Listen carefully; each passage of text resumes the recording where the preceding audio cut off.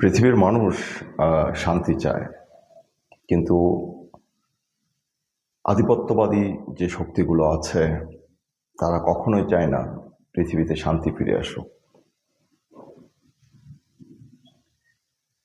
আজকের বিশ্বে যে প্রেক্ষাপট তৈরি হয়েছে, সেই প্রেক্ষাপট কোনো না কোনোভাবে আমাদেরকে আতঙ্কিত করে। আমরা যারা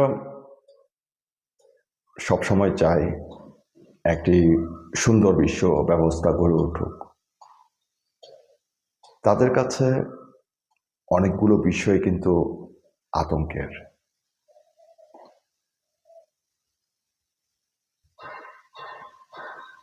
ইরান আমেরিকার 12 দিনের যুদ্ধ শেষ হওয়ার পর অনেকে হয়তো ভেবেছিল যে যুদ্ধটা শেষ হতে যাচ্ছে,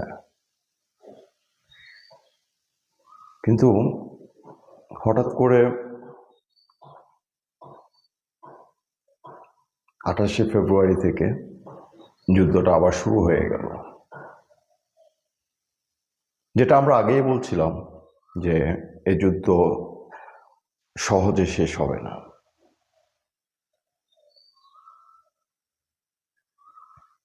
অনেকগুলো প্রেক্ষাপট থাকে। বিশ্ব রাজনীতি, অর্থনীতি এবং রাষ্ট্র ব্যবস্থা নিয়ন্ত্রণের জন্য অনেক দেশ অনেকভাবেই নিজেদের ফর্মুলাকে বাস্তবায়ন করে। একই ফর্মুলা থেকে আমরা দেখেছি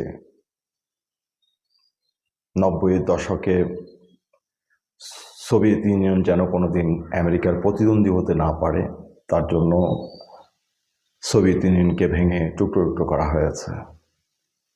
একইভাবে আমরা দেখেছি পাকিস্তানের মাটিতে 88 সালে আল কায়দা, 90-তে তালেবান তৈরি করে একটা পর্যায়ে আফগানিস্তান থেকে রাশিয়াকে উৎখাত করা হয়েছে। রাশিয়াকে 15 টুকরো করে দেওয়ার পরও কিন্তু সেটা থেমে যায়নি, এবং আপনারা নিজেরাই দেখলেন যে 21-22 সালের দিকে রাশিয়াকে ইউক্রেন যুদ্ধে ব্যস্ত করে ফেলা হয়েছে, এবং তার নেক্সট টার্গেট যেটা ছিল সেটা হচ্ছে কি চীন। তো চীন যাতে প্রযুক্তির যে যুদ্ধটা চলছে আজকে, এটাতে আমেরিকার প্রতিদ্বন্দ্বী হতে না পারে, তার জন্য দেখা গেল কি তাদের যে জ্বালানি খাত সেটাকে বাধাগ্রস্ত করার জন্য ভেনেজুয়েলা থেকে মাদুরোকে তুলে নিয়ে যাওয়া হলো, এবং এর পরবর্তীতে ইরান হামলা করা হলো। একটা পর্যায়ে আপনারা দেখলেন যে ইরানের যে নেতা খামেনি সহ প্রায় 48 জন নেতাকে মেরে ফেলা হলো। এখন পর্যন্ত ইরান ইসরায়েল যুদ্ধে 4000-এর অধিক মানুষ মারা গেছেন। ইরানে প্রায় 2000, লিবিয়াতে লেবাননে প্রায় 2100, এবং ইসরায়েলেও প্রায় 26 জন, এবং এরকম আমেরিকার প্রায় 13-14 জন সেনা মারা গেছেন।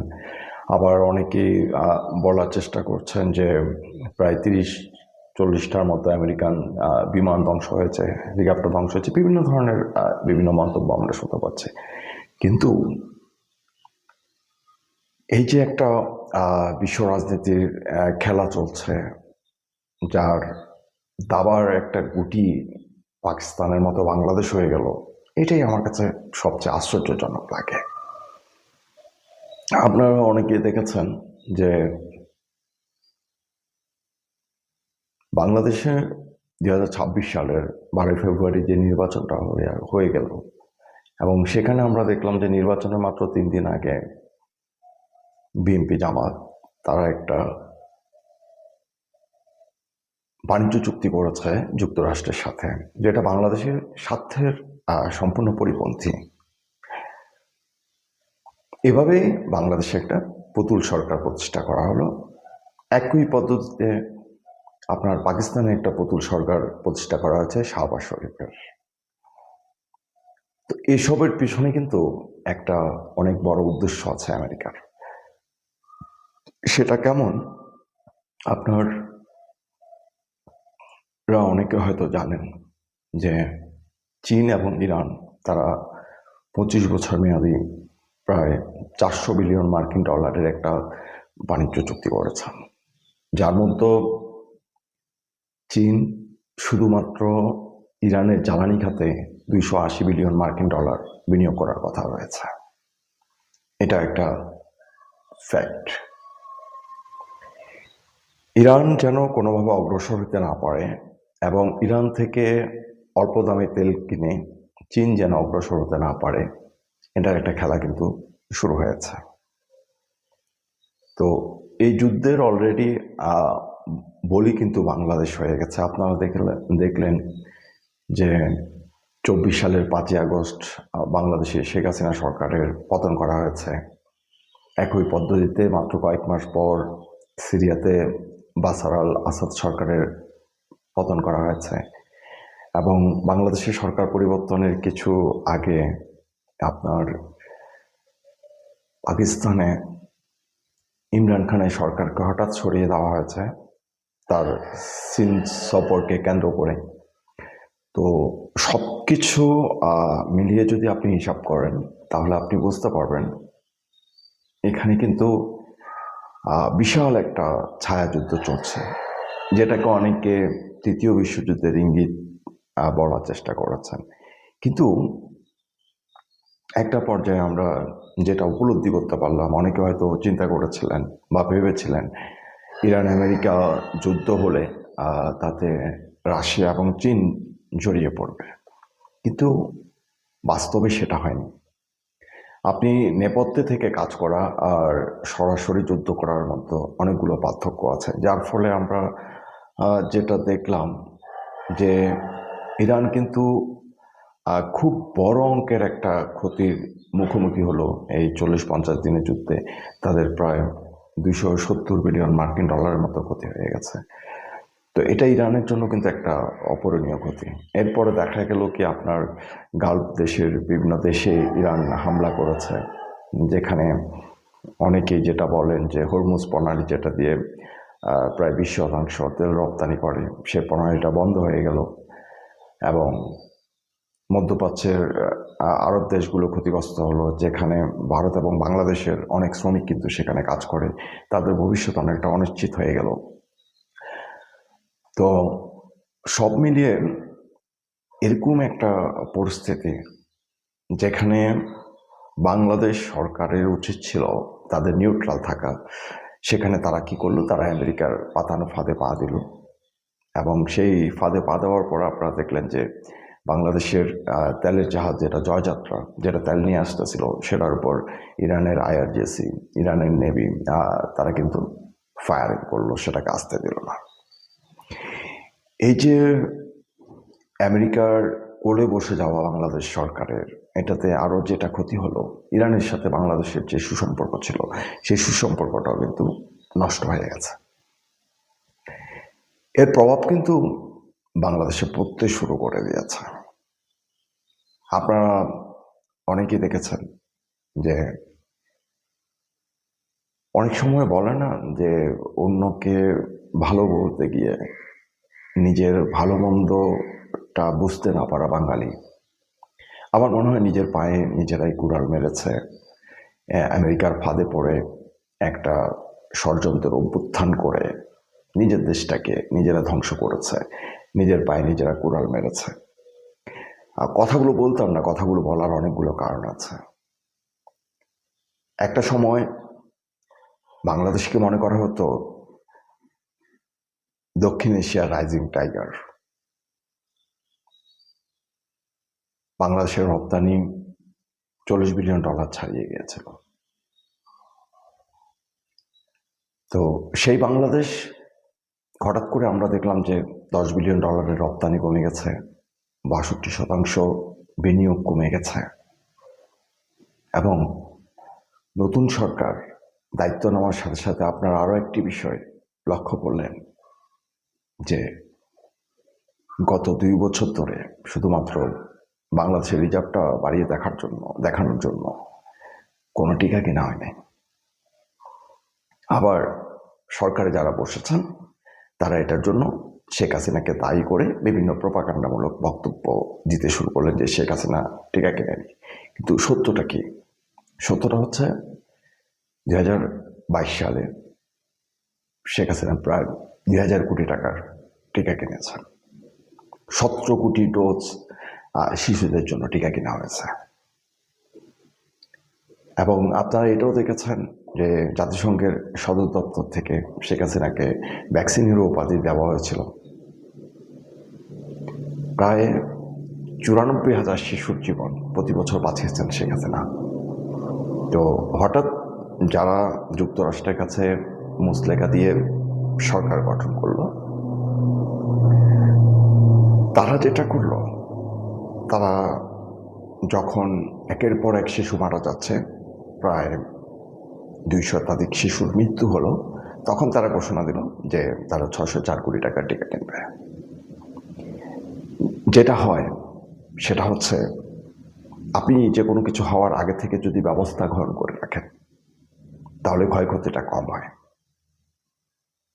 সরকার ক্ষমতায় বসার পরও এসব নিয়ে ভাবেন। যখন একের পর এক শিশু মারা যাচ্ছে তখন তাদের বোধোদয় হয়েছে, কিন্তু ততদিনে অনেক দেরি হয়ে গেছে।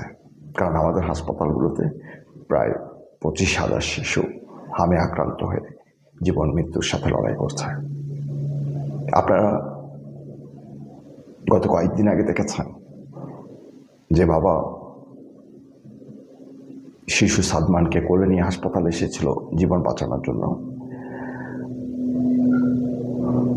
তার শিশুটা কিন্তু মারা গেছে।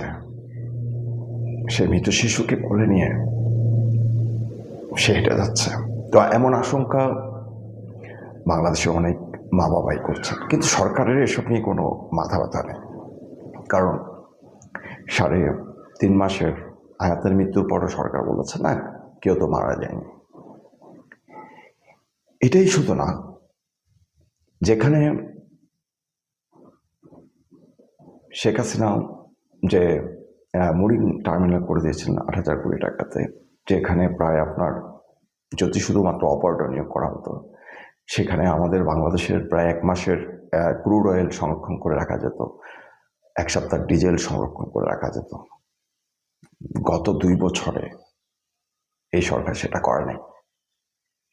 আমাদের যে শেখ হাসিনা এলএনজি টার্মিনালগুলো করে দিয়েছেন, সেখানে আমরা গ্যাস সংরক্ষণ করে রাখতে পারতাম, সেটাও করা হয়নি। কেন করা হয়নি? পরিকল্পিতভাবে বাংলাদেশে বিদ্যুতের সংকট সৃষ্টি করা হয়েছে, লোডশেডিং সৃষ্টি করা হয়েছে। আর এখন দেখা যাচ্ছে কি 10 থেকে প্রায় 11-12 ঘন্টা বাংলাদেশে বিদ্যুৎ থাকে না। শুরু হয়েছে আবার এসএসসি পরীক্ষা, সব মিলিয়ে একটা খুব বাজে অবস্থা। তো এটার পাশাপাশি কিছু দুর্ভিক্ষের আলামত সেটাও কিন্তু প্রকাশ হতে শুরু করেছে। যেমন ধরেন, যেখান থেকে বাংলাদেশের প্রায় 70-80% পেট্রোল অকটেন পরিশোধিত করা হয়, সেই ইস্টার্ন রিফাইনারি বন্ধ হয়ে গেছে। একের পর এক বিদ্যুৎ কারখানা বন্ধ হয়ে যাচ্ছে। খুলনাতে প্রায় 7-8টা বিদ্যুৎ কারখানা বন্ধ হয়ে গেছে, বিদ্যুৎ উৎপাদন কেন্দ্র। সারের কারখানা বন্ধ হয়ে গেছে, কৃষক সার পাচ্ছে না। শুধু তাই নয়, বাংলাদেশের যে শিল্প কারখানা, সেখানে 50% বিনিয়োগ কমে গেছে এবং অতিরিক্ত মূল্যে তেল এবং গ্যাস আমদানির কারণে শিল্প কারখানার উৎপাদন ব্যয় অনেক বেশি বেড়ে যাচ্ছে, যার ফলে বাংলাদেশের যে শিল্প কারখানা, যেটার উপর বাংলাদেশের সরকার দাঁড়িয়ে আছে, সেটা ধ্বংসের মুখোমুখি, তার ভবিষ্যৎ অন্ধকারে আসছে। আপনারা ইতিমধ্যে লক্ষ্য করেছেন যে একটা অদক্ষ সরকার, অযোগ্য সরকারকে ক্ষমতা বসালে কি হয়। তারা ক্ষমতা আসতে না আসতে বিশ্বব্যাংক এবং IMF এর কাছে ঋণ সহায়তার প্রস্তাব করেছে। বাংলাদেশের অর্থনৈতিক অবস্থা কতটা ভঙ্গুর তা আপনারা কল্পনা করতে পারবেন না। রাজনৈতিক প্রতিহিংসা কোথায় চলে গেছে সেটা আপনাদের ভাবনার অনেক বাইরে। হাজার হাজার ঘর বাড়িতে অগ্নিসংযোগ করা হয়েছে, লুটপাট করা হয়েছে, তাদেরকে দেশ ছাড়া করা হয়েছে। আমার দেশে রাজনৈতিক স্থিতিশীলতা পর্যন্ত নেই। ইভেন আপনারা যেটা দেখলেন যে একজন মসজিদের ইমাম, তাকে ধরা হয়েছে মসজিদের ভিতর শিশু দর্শনের জন্য। আমরা আমাদের শিশুদেরকে হত্যা করছি, আমাদের শিশুরা আতঙ্কের মধ্যে দিন কাটাচ্ছে। এমন একটা বাংলাদেশের আগামীর ভবিষ্যৎ কি হতে পারে, যেখানে ইরান আমেরিকা ইসরায়েল যুদ্ধের সাথে সাথে নতুন করে আরেকটা উত্তেজনা সৃষ্টি হয়েছে চীন এবং তাইওয়ানকে কেন্দ্র করে। তো যে সেমিকন্ডাক্টরকে তাইওয়ান তাদের শিল্ড হিসাবে ব্যবহার করছে, রক্ষা কবচ হিসাবে, সেখানে হয়তো চীনের আক্রমণ করাটা এত সহজ হবে না, কারণ সেটা নিয়ে ইতিমধ্যে জাপান, ফিলিপাইন্স, আমেরিকা, অস্ট্রেলিয়া তারা বিভিন্নভাবে মহড়া দিচ্ছে, বা এখানে অনেকগুলো হিসাব নিকাশ আছে, নাও হইতে পারে। কিন্তু যদি কোনোভাবে চীন এবং তাইওয়ান যুদ্ধ শুরু হয়, সেক্ষেত্রে আরেকটা ধাক্কার মুখোমুখি হবে বাংলাদেশ। সেটা হচ্ছে বাংলাদেশের পোশাক শিল্পের অনেক কাঁচামাল কিন্তু ভারতের পরে চীন থেকে আমদানি করা হয়। সেক্ষেত্রে বাংলাদেশ আরও বড় একটা অঙ্কের মুখোমুখি হতে পারে। আরও কিছু গুরুত্বপূর্ণ বিষয় আজকে বাংলাদেশের মানুষের সামনে আসছে। এসব বিষয়ে যদি আমরা আজকে না ভাবি, আজকে যদি এই অদক্ষ অযোগ্য সরকার তারা যেভাবে রাষ্ট্র পরিচালনা করছে, এভাবেই যদি তাদেরকে রাষ্ট্র পরিচালনা করতে দেওয়া হয়, তাহলে ভবিষ্যৎ বাংলাদেশের অবস্থা কত ভয়ানক হবে তা আপনারা কল্পনা করতে পারবেন না। কারণ এই যে বললাম যে একটা কুচুকরি মহল, তারা বসে আছে কখন ব্যারল প্রতি তেলের দাম $150 হবে, এবং এটার মাধ্যমে তারা 4 থেকে 5 বিলিয়ন ডলারের একটা দুর্নীতি করবে। ওরা বসে আছে শিল্প কারখানার উৎপাদন যদি কমে যায়, তারা বিশ্বব্যাংক IMF-এর কাছে হাত পাতবে। তারা বসে আছে সারের জন্য কৃষক যদি জমিতে ফসল ফলাতে না পারে, যদি ফসলের দাম বাড়ে, দ্রব্যমূল্যের ব্যয় বাড়ে, তাহলে তারা আমেরিকার কাছে হাত পাতবে। তারা আমেরিকার সাথে যে মুচলেকা দিয়ে এসেছে সেটাকে তারা সফল করবে। এমনও হইতে পারে যে একটা পর্যায়ে আমেরিকা যে সত্যগুলো দিয়েছে, সেই সত্যের অধীনে একদিন দেখবেন আমেরিকা থেকে জ্বালানি তেল আমদানি করছে। তো এভাবে বাংলাদেশের ভবিষ্যৎকে অন্ধকার করে দেওয়া, এভাবেই একটা সংসদকে জাতীয় মাদ্রাসায় পরিণত করা, শিশুদেরকে MP বানিয়ে দেওয়া, যাদের পড়ালেখা এখনো শেষ হয় নাই, এটা কিন্তু বাংলাদেশের জন্য একটা খুব বড় অশনি সংকেত। তো এত কিছুর মাঝেও যেটা একটু আশার আলো দেখায় মানুষকে, সেটা হচ্ছে রাশিয়া এবং ভারতের মধ্যে যে প্রতিরক্ষা চুক্তি হয়েছে রোলেস, সেটা আমাদেরকে কিছুটা আশা দেখাচ্ছে। এবং এই চুক্তির অধীনে ভারত রাশিয়ার সামরিক ঘাঁটি ব্যবহার করতে পারবে, রাশিয়া ভারতের সামরিক ঘাঁটি ব্যবহার করতে পারবে, দুই দেশের সৈন্য দুই দেশে অবস্থান করতে পারবে, দুই দেশের 5টা করে যুদ্ধ জাহাজ, 10টা করে যুদ্ধ বিমান দুই দেশের ভূখণ্ডে থাকতে পারবে। এই চুক্তিটা যদি এভাবে 5 বছর চলে, সেক্ষেত্রে কিন্তু আগামী দিনে বিশ্বের অনেক সমীকরণ পরিবর্তন হতে পারে। কারণ এটার সাথে ভারতের যে মেক ইন ইন্ডিয়া, তাদের যে প্রযুক্তি, তাদের যে সামরিক শিল্প, অনেক কিছু নির্ভরশীল। তারা যে শুধু ইউরেশীয় অঞ্চলে ঢুকবে সেটাই কিন্তু না। এটার কারণে আগামী বিশ্বে আমেরিকার যে একক শাসন, সেটাও কিন্তু প্রশ্নবিদ্ধ হবে, এবং এর মাধ্যমে অদূর ভবিষ্যতে পাকিস্তান এবং বাংলাদেশ এই দুটো জায়গায় খুব বড় প্রভাব পড়বে। তো সেটা হয়তো ভবিষ্যৎ, কিন্তু তার আগে যে আমরা আমাদের ভবিষ্যৎকে অন্ধকার করে দিচ্ছে, আমাদের শিশুরা তাদের অনিশ্চিত ভবিষ্যৎ তৈরি করে দেওয়া হয়েছে। আমাদের নারীদের ভবিষ্যৎ অনিশ্চিত। প্রায় 8 কোটির অধিক নারী, তাদের ভবিষ্যৎ অনিশ্চিত। কাদের হাতে রাষ্ট্র তুলে দিয়েছেন? কাদেরকে আপনারা ক্ষমতায় বসালেন?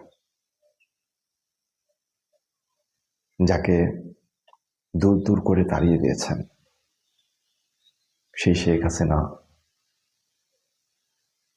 ভারত বাংলাদেশ মৈত্রী পাইপলাইন করে দিয়েছিল, সেখান থেকে ডিজেল আসতেছে। তার রূপপুর পারমাণবিক বিদ্যুৎ কেন্দ্র, সেখান থেকে বিদ্যুৎ পাচ্ছে। প্রায় 130টার মতো নতুন বিদ্যুৎ কেন্দ্র করে দিয়েছে, 6 লক্ষ বিদ্যুৎ সঞ্চালন লাইন করে দিয়েছে। সন্দ্বীপ, কুতুবদিয়া, মহেশখালী সমুদ্রের নিচ দিয়ে সাইবার কেবলের মাধ্যমে বিদ্যুৎ পৌঁছে দিয়েছে। ঘরে ঘরে বিদ্যুৎ পৌঁছে দিয়েছে, কলকারখানার উৎপাদন বাড়িয়েছে এবং প্রায় 63 লক্ষ বাড়িতে নবায়নযোগ্য জ্বালানি সোলার স্থাপন করেছে। বাংলাদেশকে একটা অন্য জায়গায় নিয়ে যাওয়ার কথা ছিল। আজকে আমরা কোথায় চলে যাচ্ছি? আজকে আমাদেরকে কোথায় নিয়ে যাওয়া হচ্ছে? আজকে আমাদেরকে এমন একটা অবস্থা হয়ে গেছে বাংলাদেশের, যে একটা সরকার তারা শুধুমাত্র প্রধানমন্ত্রী এবং বিরোধী দল হওয়ার জন্য আমেরিকার গোলামি মেনে নিয়েছে। আজকে রাশিয়া থেকে তেল কিনতে পর্যন্ত আমাদেরকে আমেরিকার অনুমতি নিতে হয়। আমাদের বাংলাদেশের এটাকে কি স্বাধীনতা বলবেন? এটা কি গণতন্ত্র এবং মানুষের যে নাগরিক অধিকার, এসব কিছুর সাথে উপহাস নয়? আজকে যে ঘন্টার পর ঘন্টা স্টেশনে দাঁড়িয়ে তেল পাচ্ছেন না, মশার কামড় খাচ্ছেন, মোবাইল চুরি হয়ে যাচ্ছে, আপনারা চিন্তায় শিকার হচ্ছেন।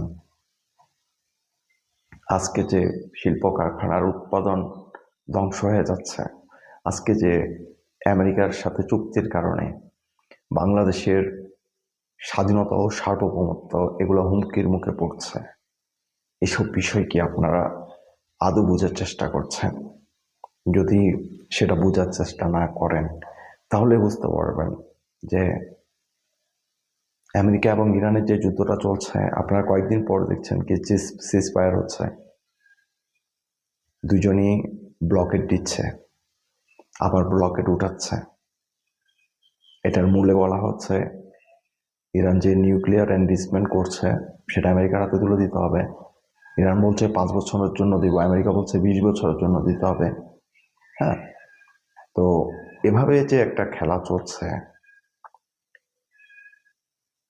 কোনোভাবে যদি ইরান একটু ভুল করে এটার পরিণতি কত ভয়াবহ হবে সেটা কেউ কল্পনা করতে পারবেন না। এটা হচ্ছে বাস্তবতা। কারণ আজকে আপনি আমি আমরা বিশ্ব ব্যবস্থাকে এমন জায়গায় নিয়ে গেছে যেখান থেকে আগামীর সুন্দর এবং মানবিক একটা পৃথিবী সেটার কল্পনা করা তখনই সম্ভব হবে যখন পৃথিবীর বিভিন্ন দেশ তারা নিজ দেশের স্বার্থে সঠিক সিদ্ধান্ত নিতে শিখবে। যখন তারা তাদের দেশে, বাংলাদেশে যেমন করে পুতুল সরকার প্রতিষ্ঠিত হয়েছে, পাকিস্তানে যেমন করে পুতুল সরকার প্রতিষ্ঠিত হয়েছে, এসব পুতুল সরকার তারা মেনে নেবে না, তারা রাস্তায় নামবে, এই পুতুল সরকারদেরকে ক্ষমতার গদি থেকে উৎখাত করবে। জনগণের সরকার হতে হবে, জনগণের মতের বিরুদ্ধে কোনো সিদ্ধান্ত নিতে পারবে না কোনো সরকার। এমন সরকার প্রতিষ্ঠিত করতে হবে যেখানে আমাদের অধিকার থাকবে। আমরা কার কাছ থেকে কি কিনবো, কার সাথে কি চুক্তি করব, কোথায় কি করব, সেটা একমাত্র আমাদের থাকবে, যেটা শেখ হাসিনা শিখিয়ে গেছিলেন, যিনি আমেরিকার চোখে চোখ রেখে বলেছিলেন, রামপালকে নিয়েও বলেছিলেন যে আমরা কোথায় কি করব এটা আমাদের দেশ সিদ্ধান্ত নেবে। সেই সিদ্ধান্ত আমাদেরকে আমেরিকা দিবে না। আমাদের জাতি হিসেবে দুর্ভাগ্য, আমরা এমন একজন সৎ সাহসী মানুষকে হারিয়ে ফেলেছি। তো আগামী দিনে যা দেখা যাচ্ছে তাতে বাংলাদেশের ভবিষ্যৎ ভয়াবহ অন্ধকার, এবং এই যুদ্ধ যদি দীর্ঘস্থায়ী হয় তাতে খুব বিশাল একটা ক্ষতির মুখে পড়বে বাংলাদেশ। কারণ একদিকে অযোগ্য সরকার, তাদের খুব ভালো কোনো পররাষ্ট্র নীতি নেই, তারা আমেরিকার উপর নির্ভরশীল হয়ে থাকবে, যুগোপযোগী সিদ্ধান্ত নেওয়ার ক্ষমতা তাদের কাছে নেই, রাজনৈতিক স্থিতিশীলতা ফেরানোর ক্ষমতা তাদের কাছে নেই, এবং আইন আদালত বলতেও দেশে কিছু নাই। এভাবে একটা দেশ তারা খুব বেশি দূর অগ্রসর হতে পারে না। আপনারা যেটা দেখেছেন যে ফিস্টকের নামে আমেরিকা পাকিস্তানের যে অসীম মুনিররা, তারা সাময়িকভাবে লাভবান হবে কিন্তু দীর্ঘস্থায়ী ক্ষতির মুখোমুখি হবে। এটা হচ্ছে বাস্তবতা। তো সাময়িক লাভের জন্য যারা আজকে বাংলাদেশের ভবিষ্যৎকে ধ্বংস করে দিচ্ছেন, তাদেরকে যদি পতন করতে না পারেন, তাদের বিরুদ্ধে যদি রাস্তায় নামতে না পারেন, যদি আপনার শিশুর আগামীর ভবিষ্যতের জন্য আপনি রাস্তায় নেমে না আসতে পারেন, তাহলে এক সময় আপনারা আপনাদের ভবিষ্যৎকে হারিয়ে ফেলবেন। ধন্যবাদ।